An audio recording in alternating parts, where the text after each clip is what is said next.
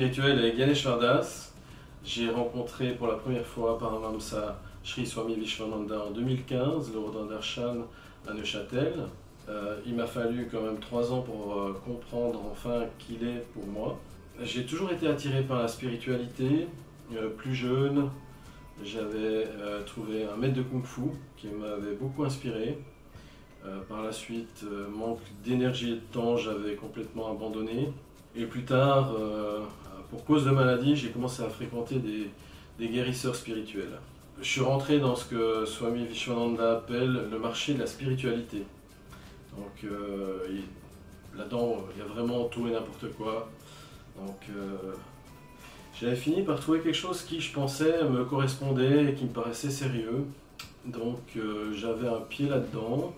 Et en parallèle, je faisais des home chanting et j'avais commencé aussi le Kriya Yoga. Et bon, j'appréciais toujours énormément d'écouter Swami Vishwananda en vidéo. Pour moi, c'était quelque chose de vraiment évident. Enfin, mais vu que je l'avais vu plusieurs fois en darshan et puis que il n'y avait rien qui s'était passé, je m'étais dit mais c'est peut-être pas mon maître spirituel.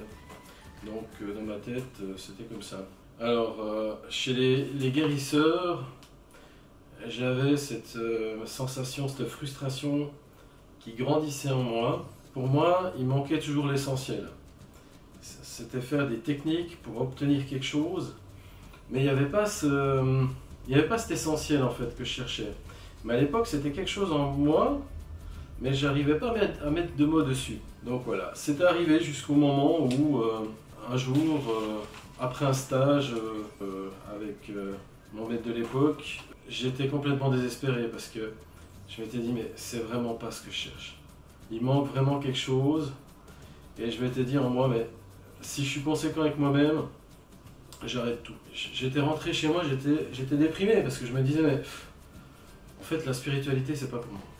Trouve-toi une vie normale. Pourquoi tu fais pas comme tout le monde et que tu t'intéresses pas aux mêmes choses que tout le monde? Pourquoi tu t'obstines dans ce domaine? Donc là, j'étais vraiment désespéré, puis je m'étais dit, bon, je vais complètement abandonner tout ça. Puis, bon, ben, de fil en aiguille, j'avais remarqué que j'avais réservé la semaine suisse à l'ashram. Et là, je m'étais dit, mais finalement, je fais encore ça, et puis après, on verra. Mais si ça va pas, finalement, on arrête tout, ça va très bien comme ça. Et là, de fil en aiguille, j'ai commencé un petit peu à reprendre espoir en me disant mais finalement ça serait peut-être cette voie-là. Et en arrivant à cette semaine suisse, en fait ça a été pour moi un feu d'artifice.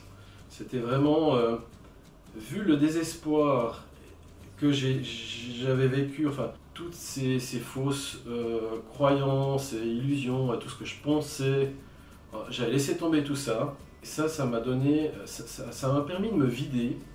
Et ça m'a donné des grandes, entre guillemets, ouvertures. Pourquoi? Parce que j'avais pas l'arrogance de penser, de savoir ce qui était vraiment bien pour moi. Je donnais pas le contrôle à mon mental pour savoir ce qui était bien pour moi. J'étais ouvert à des possibilités. Et là, le premier darshan que j'ai eu avec Swami Vishwananda, ça m'a vraiment... c'est-à-dire que il m'a fait comprendre qu'il était en moi, mais il était aussi la conscience qui est plus élevée que ça. C'est-à-dire... et là, c'est vraiment une expérience, pour moi, c'était très puissant, parce que Dieu, c'est un concept, c'est quelque chose de théorique, mais une fois qu'on est confronté à ça, on se dit, mais c'est quand même très libérateur.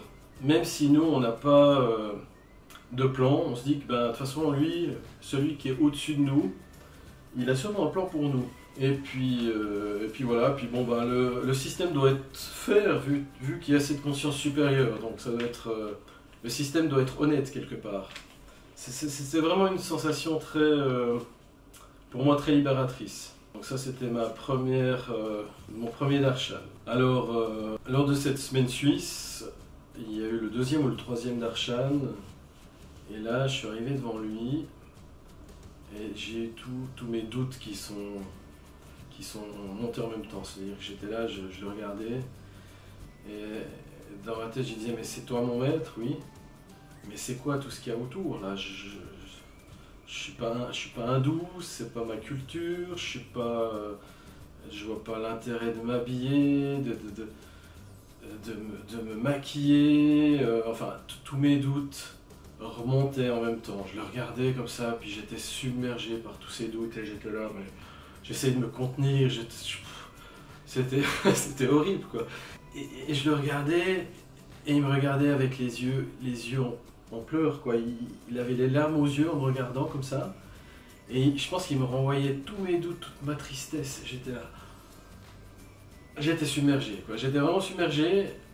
Et à la fin, il m'a dit tu peux partir. Et il a tourné, il a regardé le suivant. Et moi, je me suis retrouvé devant lui, comme ça, un peu KO, en comprenant pas ce qui se passait. Et d'un coup, il y a quelqu'un qui me tapait dans le dos en me disant maintenant, il faut que tu circules là.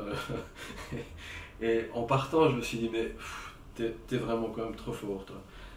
Il a réussi à me faire émerger tous les doutes que j'avais en moi, que j'avais peut-être pas forcément conscience de tout ça en même temps, mais il me les a levés comme ça, pour que je puisse les voir, et pour que je puisse en prendre conscience, et que je puisse les déraciner.